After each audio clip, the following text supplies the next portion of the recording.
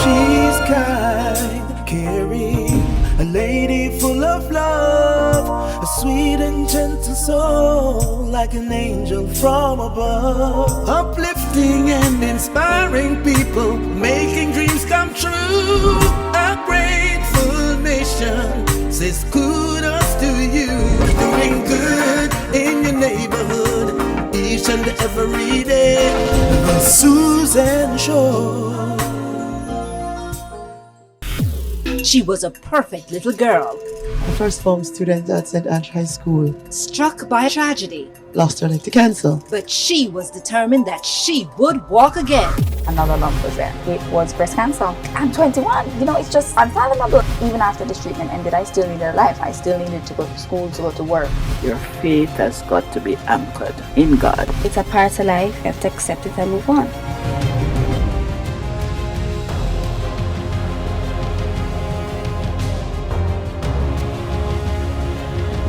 Hi, I'm Susan and welcome to the show. Today we will be reflecting on the life of Josan Sutherland, a very dear friend to the Susan Show. She's been on the show several times, and we have with us her mother, Carmen Sutherland, and her Auntie Anne, Auntie Anne. Anne-Marie Stewart. Now, Anne-Marie, you are why I met Josan in the first place. Yes, I can't even say thanks again for what you did for Josan. Right. Josan was a student at St. Andrew High School, and I was a PTA president. And we just found out that she needed a prosthetic leg. Right. And the Susan Show came to the help and the assistance. Thank you again. One day I was in a sales meeting, knock on the door. And there was Susan with her crew and camera.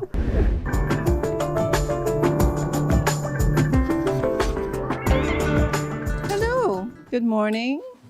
How are you? I'm Susan, and I'm here to see this lady. You called me yesterday. I did. About what? About Josan Sutherland. What's wrong with Josan? A first form student at St. Andrew High School that lost her leg to cancer. And I'm trying to get a prosthesis for her. And you have how much so far? My goodness. We have 3,000 US. We need 5,500 US. That's approximately 2,500 US? Yes. Well, I made a call last night. Oh, Let's hear the heartbeat. yeah. You need to hear the heart. And we got the full $2,500 from... So Anne-Marie made a call to Josan's mom, and we were on our way to meet this young lady.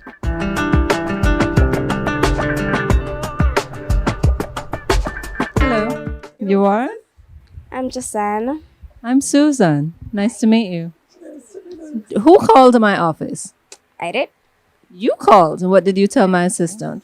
Well, I told her that I had a surgery in February and I'm a below-knee amputee, and my mother found a specialist abroad to get that could fund the that could make the prosthesis for me, and that we needed some assistance getting the money.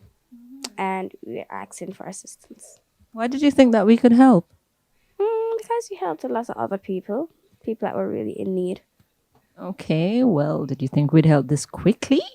Nope. The lady told me you were going to call me because I didn't give you my address. So I'd say you wouldn't go around Portmore searching out for me. Maybe I would. No, but you'd have to call first to get the address. So. But we have other ways of contact. We're hearing you. We didn't get it from you.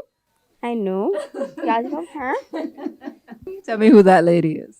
That's Auntie Anne-Marie. And who is Auntie Anne-Marie? She's a classmate of mine. She's her mother. Yeah, she's a friend.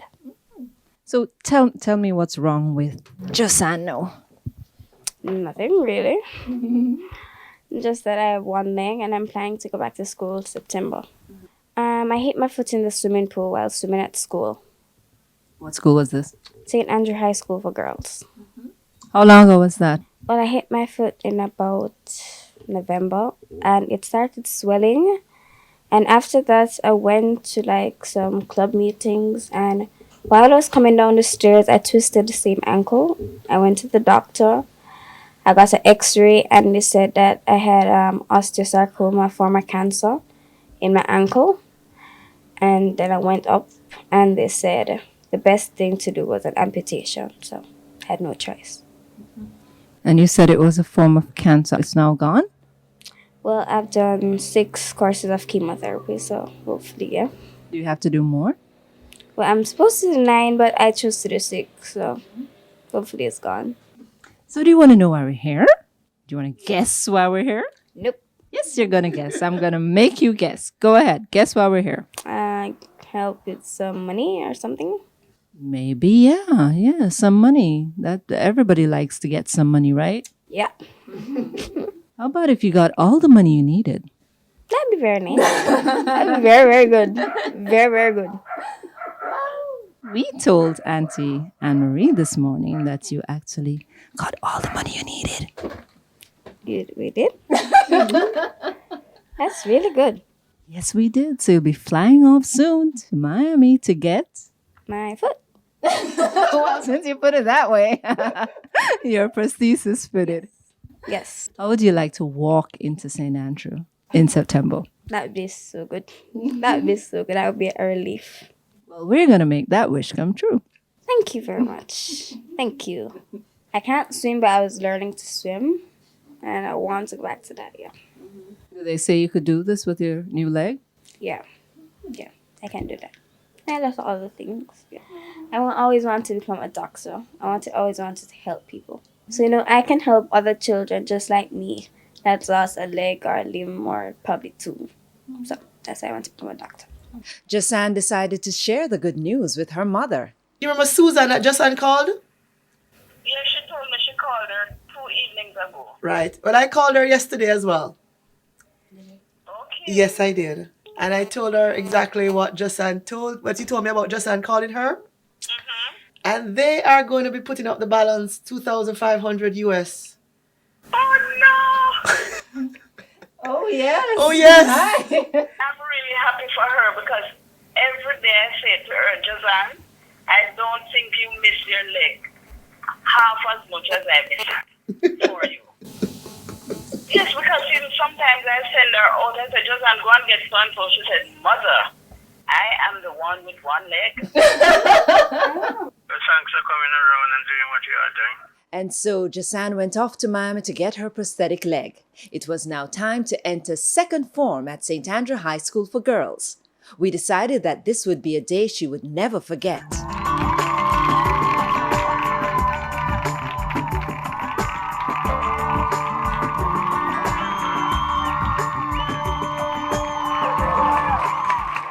Throwing me off balance. It's kind of? Throwing me off balance. Okay, I'm sure you get used to it in 2 weeks or so. Yeah. The sneakers are better.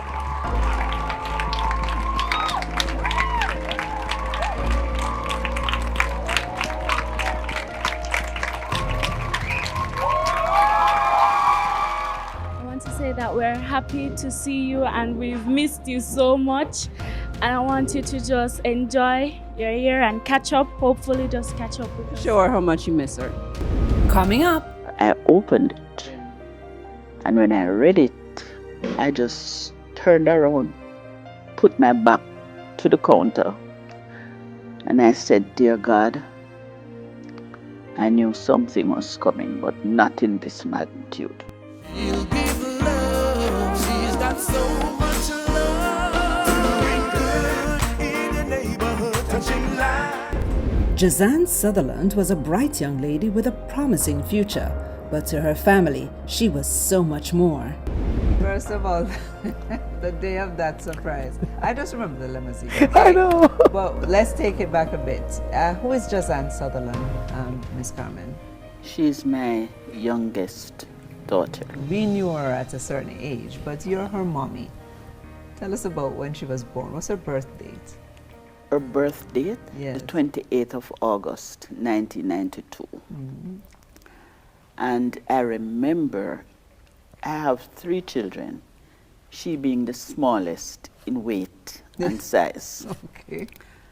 And she was in the nursery, and pediatrician, which was then Dr. Palomina Lou. Yes. Ooh. I did not know it was Josan's grand, but I heard this baby like she was going to raise the roof. She's louder than everybody else inside. And when Dr. Palomina came in, she said, Mrs. Sutherland, that's your baby. And this one seems as though she's going to be raising the roof. And she did. Because she was pediatrician for all of your former children. Right. Yes. And she said, boy, this little one, tiniest, but she was a powerhouse, but she was a darling. Yes. Determined. And very determined, very opinionated. Tell me about it. Loving. She was an awesome child. So what kind of trouble she used to get herself into now? To be honest, she didn't get herself in much trouble. Or even if she got herself in trouble, the other two would pay for it. No, they would pay for it. How? Because I would say, you two are the older ones and she's swallowing you. Yes. But to be honest, she didn't follow. She was the She troublemaker. led. I remember She was once. too cute. Yes, I remember once when something had happened and I said, you all love to follow people. And her older sister said, Mommy, you don't know your children. And she just said, you don't have followers. You have 3 trendsetters. So I said, I beg your pardon. That would really shut you up, right? How did you know the family, Anne-Marie? So my daughter also shares the birthday of August 28th, and they were in the same class. Carmen and I are just one day apart as well. Wow. April 24th, April 25th. Wow. And I met Josan because she had dropped out of school because she had done the amputation on her leg. Right. And when I heard, you know, I just started doing my thing. What can I say?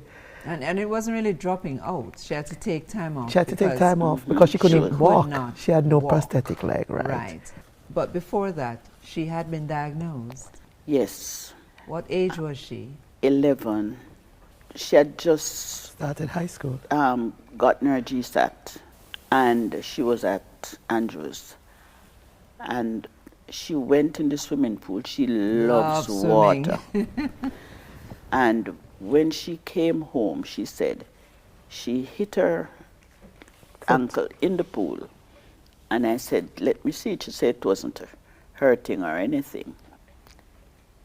Anyway, after a few times at PE, Yes. she complained for pain. Anyway, the long and the short is she had the x-ray done. She's 11.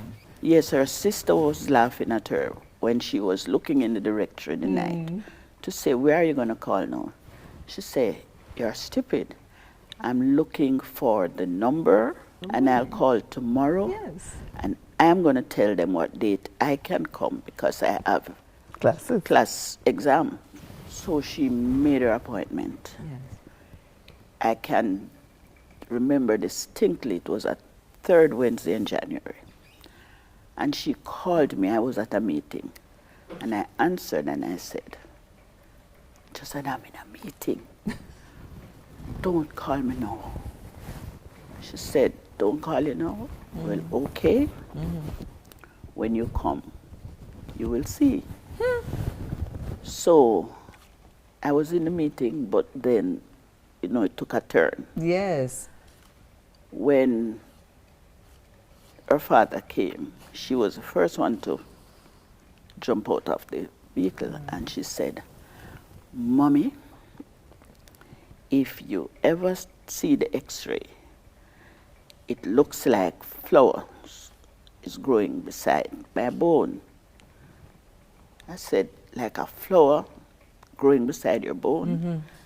So I thought she saw the film after it was done. So when we got home, I said, did you get a report? She said, yes. I said, bring it to me. And she brought it. And I was about to open it, and she said, Mommy, don't dare open it. It's addressed to the doctor.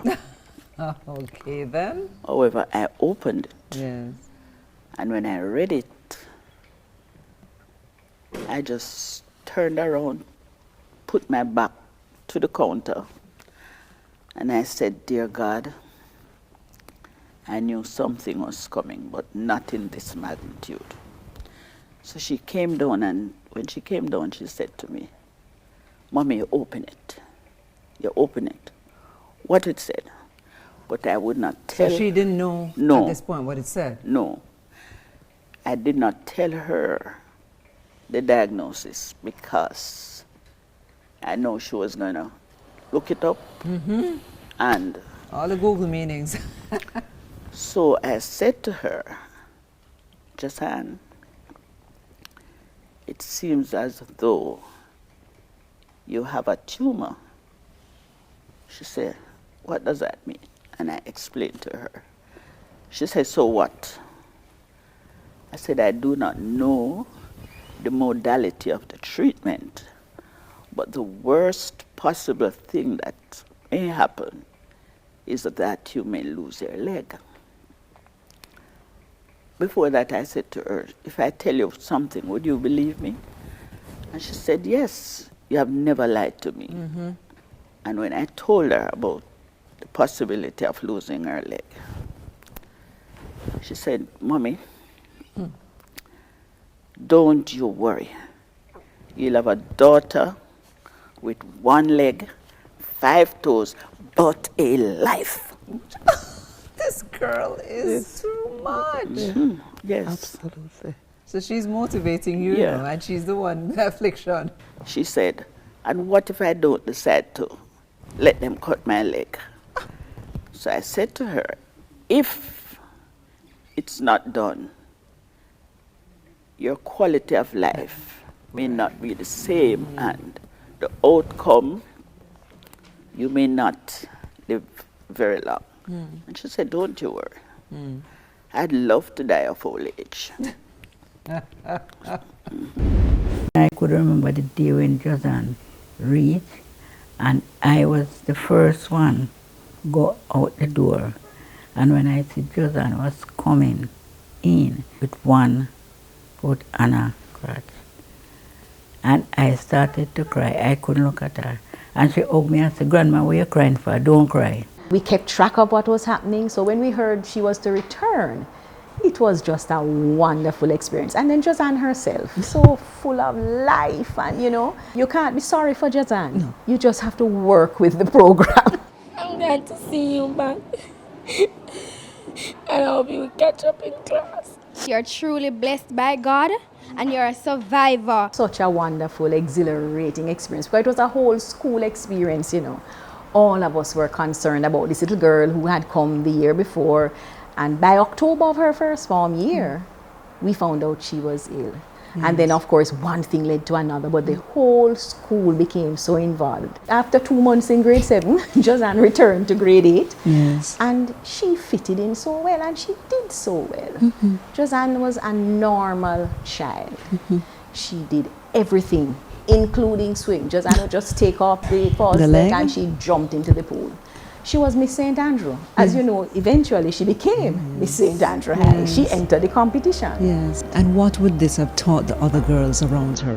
I think it taught all of us an important lesson about life, about your attitude, about how you face life. A lot depends on your mindset, on how you think. Next, she said, "Mommy, nothing more is there to cut out. So let's get it over and done with. Double mastectomy."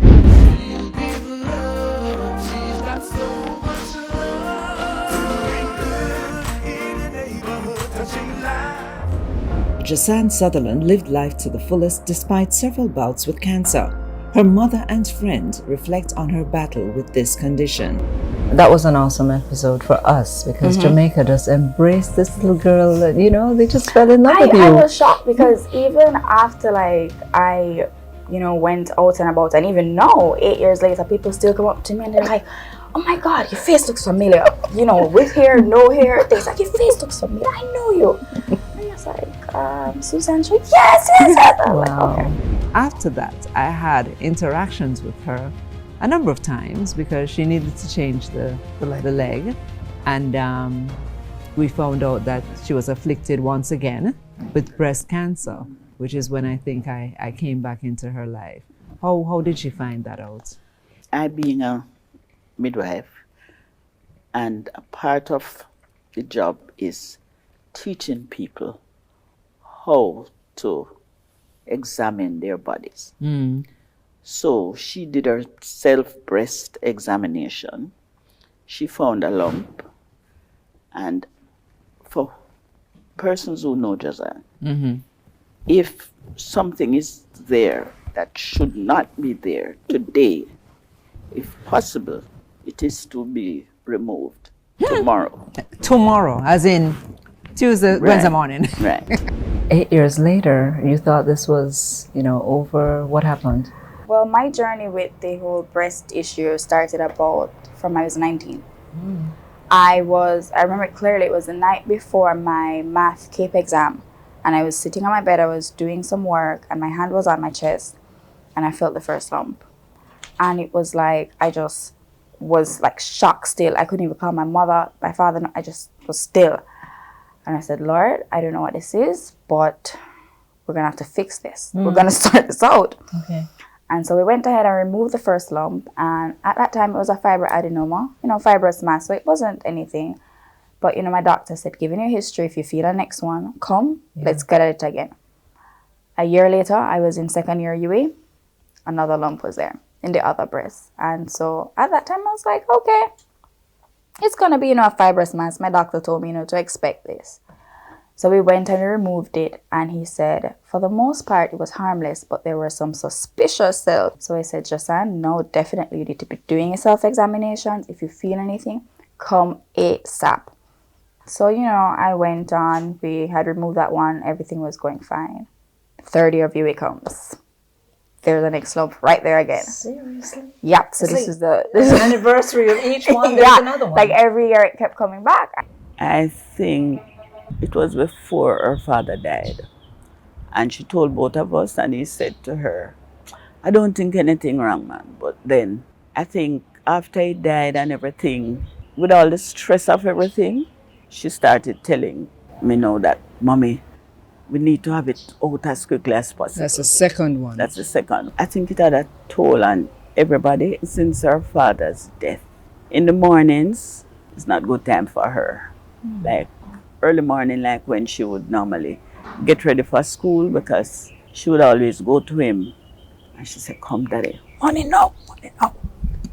And they have the little play. Yes, chat and thing. And he would always say to her, anytime people give you them money and say bring back change, I don't see her until the next day. She said, come daddy, come. The third one was not harmless. It was breast cancer.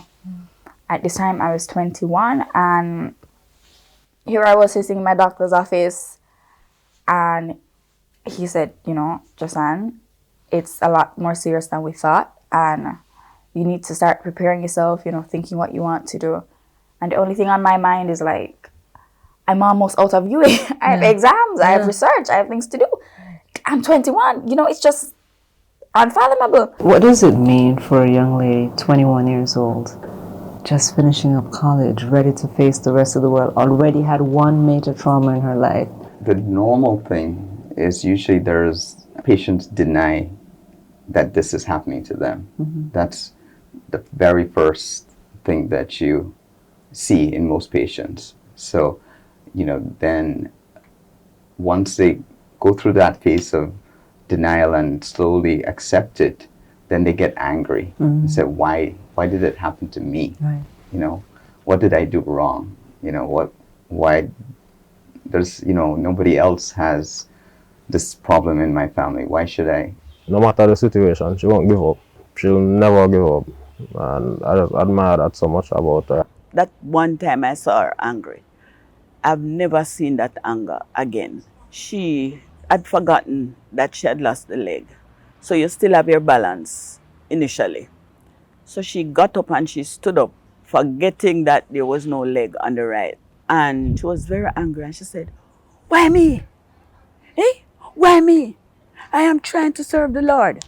I am doing all I know. And I said to her, you're asking why me? Then the Lord will say, why not you? When I heard, to be honest, I was distressed.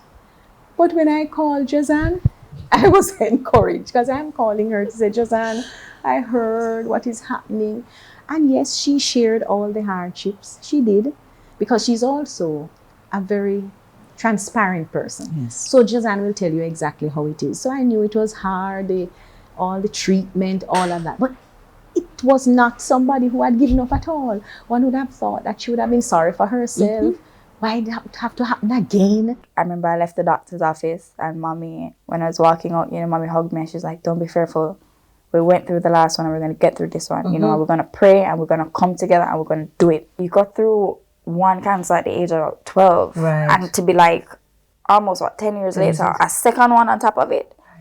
And then for it to, to be affecting your breast, something that is so, key to who you are as a woman, it was like, it total blindsided me. Hearing this news at 21, being shocked and seeing that, I wanted to come out ahead of this disease, I jumped on board with the idea of the double mastectomy. She said, Mommy, nothing more is there to cut out Yes. and to leave. So Let's get it over and done with. There you go. I That's thought she was going to do mastectomy on one. She said, I'm not going to be going through this and again. So double mastectomy. She got to the doctor's office before I did because I was at work.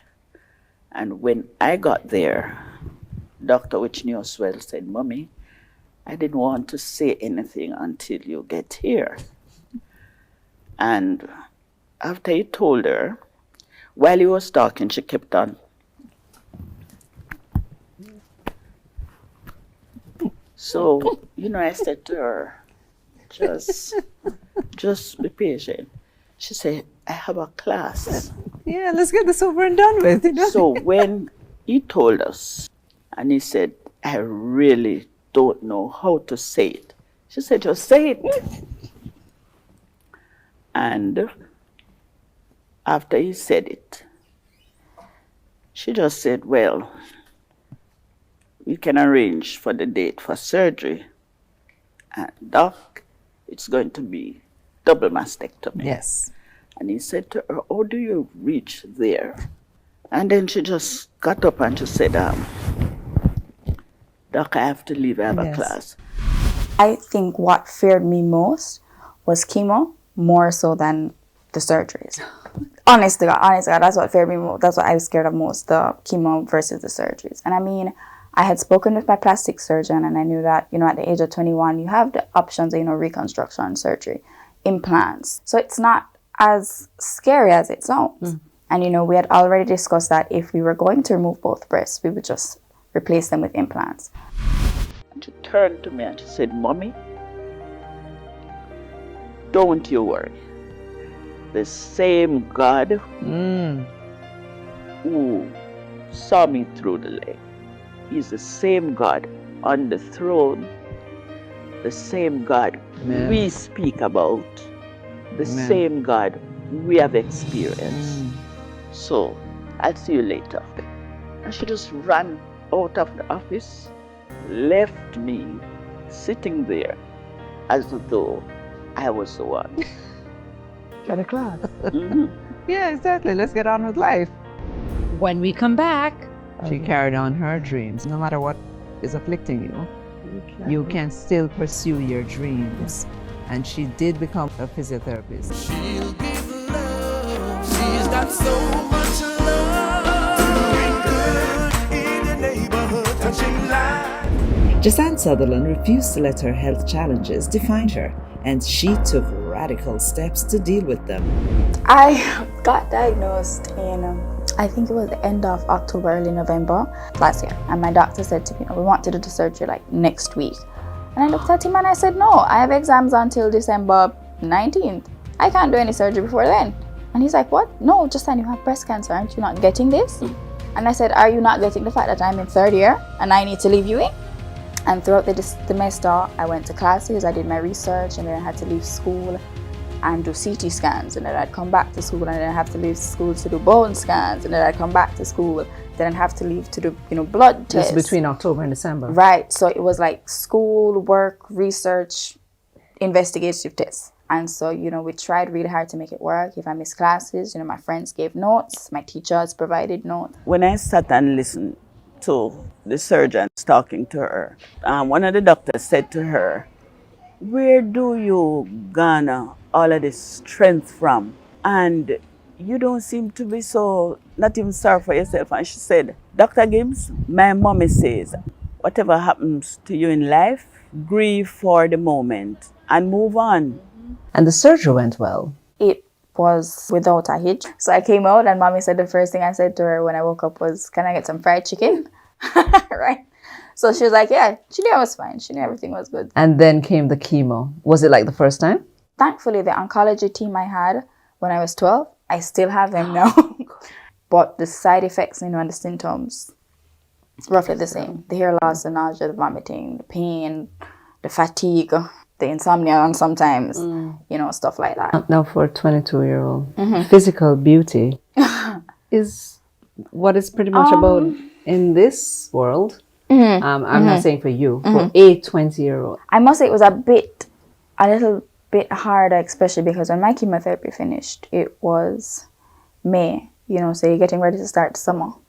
You're wearing your bikinis, you're wearing your short tops, and, you're whatever, and you're going out. And for me to be venturing out with a bald head, no eyebrows, and, breasts that are kind of still healing, and, the chemotherapy had its way on me, so I had like breakouts all over my skin and stuff like that. For me to be going out like that, it was definitely a bit scary, I would say. But at the same time, I had made the decision that, this body is my body. And, it is doing the best it can for me. It's helping me survive. It's helping me to live. And so I'm not going out with the mindset of being ashamed of it. I go out loving it. And so if you come into my space and you are going to make me feel ashamed of my body, then I'm sorry, but you'd not be invited into my space, into my life anymore, And so I went up with that mindset. She was all about life, living, loving people. Throughout her sojourn, she was able to share her experiences in the media all over the place with others. An advocate for cancer, you have to say, because she had several different ones, and for one so young. She became a physiotherapist to also help. When you interviewed her, she said she wanted to be a physio to help others who had lost their limbs. Yes. And I think she did so well. No matter what is afflicting you, you can still pursue your dreams. Before graduation, she said she would love to graduate with first class honors. When the breast cancer, she told her sister, she said, all I just want to do now is to graduate. But she did graduate with first class honors. She went on to get Sheveling Scholarship. She got it twice. Oh, wow. She didn't take it the first time because of the breast cancer. And then she got it back after. Wow. And went to England and completed her master's. And then she started practicing? She was given some extra time because she was ill while she was in England. Right. And I went up to assist her, and you would think Josan was assisting me. She wasn't supposed to use the right arm to open doors or push anything. Yeah. And when she opened the door, and I said to her, Josan, she said, Mommy, just be quiet. Oh. When she was in England, she was a picture freak. If she's cooking, pictures come, videos. But that 6 weeks that I spent, it was a grand. Wow. When was that? In November of 2021. Right. And I came back in December. But she took me everywhere. I've never done so much walking. It is a lot of walking. Until when I got to England. You got fit. and she took me to Scotland. It was a wonderful, wonderful time. Beautiful. And when we came back, the bonding got even greater. Wow. But you're glad you got to spend that time with her? Absolutely. I left work in March, and she said, "Mommy, are you going back to work?" I said, "No." And in April, she hosted a function for me. Even now, when I think of it, I said, I wonder if she really knew she was going to be around. But I'm so happy. Yes, for the time we spent together. Even though her grandmother says she cannot believe that she's gone. Yes, just physically not there, but I don't think anybody who has watched the Susan show since the start will never forget Josan.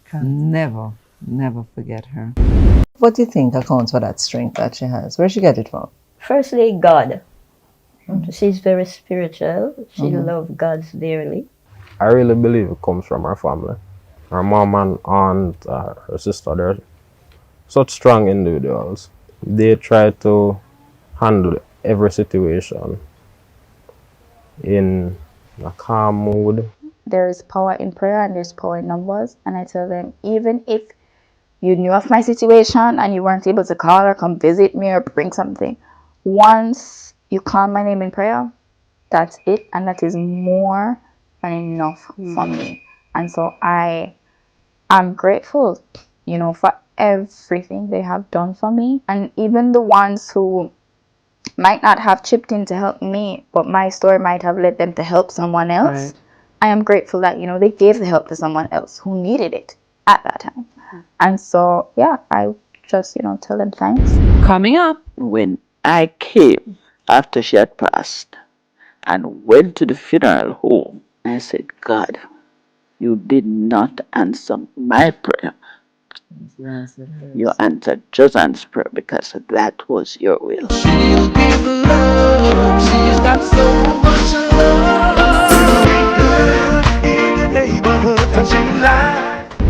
Josan Sutherland spent her young life fighting cancer. Here's how she handled it. From the onset, from I heard about diagnosis, I was planning things to do. I was planning ways to make this fun. And I called my friends and they jumped on board. A lot of the events I held, they came out and they were like, we're here. Okay, so take us to those few days before her passing. Actually, she wasn't ill in bed that you could say you're looking for death. I can't picture that, so. Actually, when she passed, I was not here.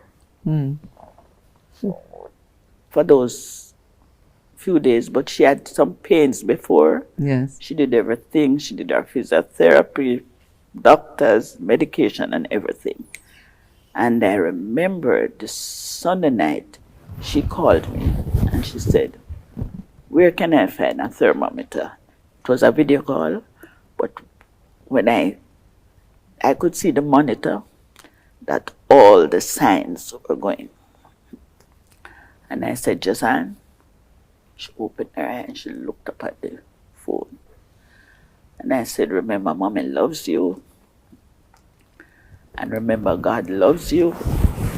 And God is with you even now because He's walking you through all of this that you're going through. She said, yes. And her sister said to her, Josie. She gave her a thumbs up. Right. My mother was there, and my mother was a bit scared, and she said, she gone. Tell me the truth, don't lie to me. Because she was just so quiet. And I watched her, she just put her hand over, held her grandmother. She said, Grandma, remember, I love you. And that was it. That was it. She just closed her eyes like she was going to sleep because she kept on saying, God, I need rest. She said, Dear God, I cannot exist without rest. So take the pain and give me rest.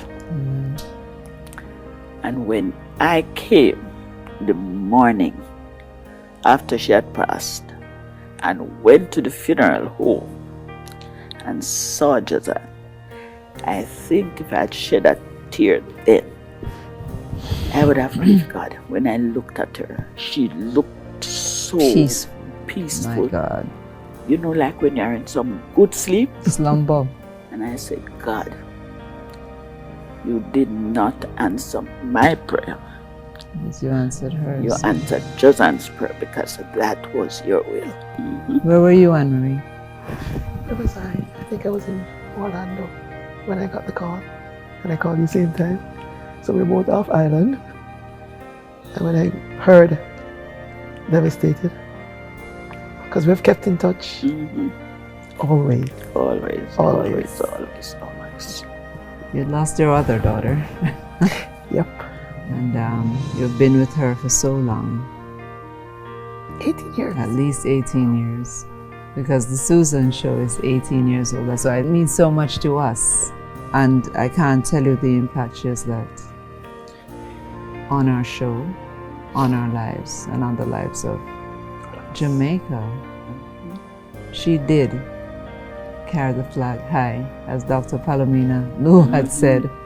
This one is gonna tear up the place. And so she did.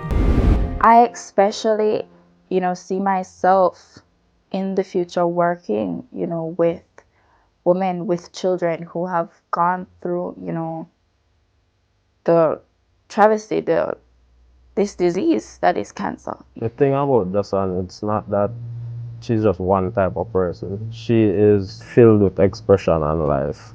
So there are so many characters to this person. But if it's one thing is that she will always be smiling. I think Josan knows this. I tell her that she is an inspiration to me, and I think anybody she meets, and she mustn't change. Anyone who meets Josan will never, ever, ever forget her, if it's even for a second. And we have not forgotten her either. And that's why we want to memorialize her by sharing this episode and remembering her, so that her legacy will live on. I thank you so much for coming and sharing this personal, very personal story, both of you, of your interactions with the young lady we know as Josan Sutherland.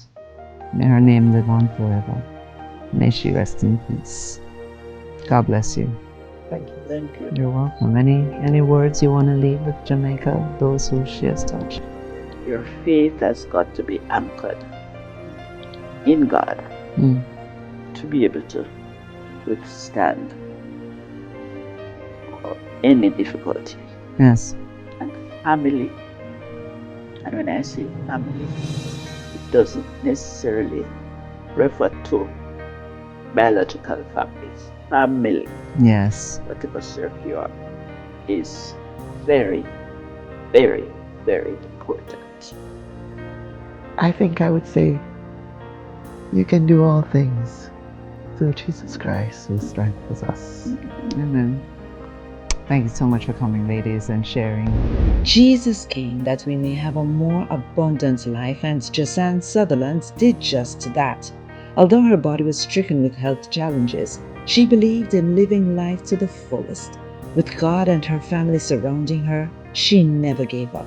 Hers is definitely a life to exemplify. She will remain in our hearts forever. So, I believe her message is to choose to live and to look to Jesus for a more abundant life.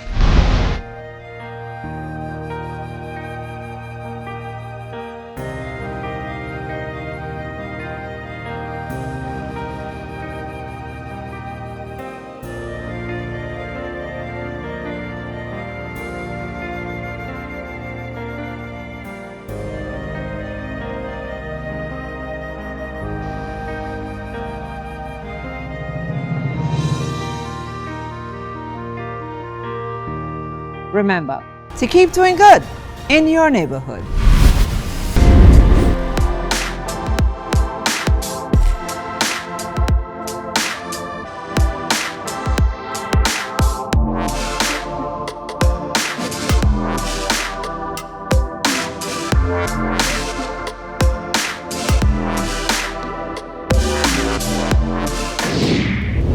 never miss a moment of joy. Subscribe now to The Susan Show and keep love and hope alive.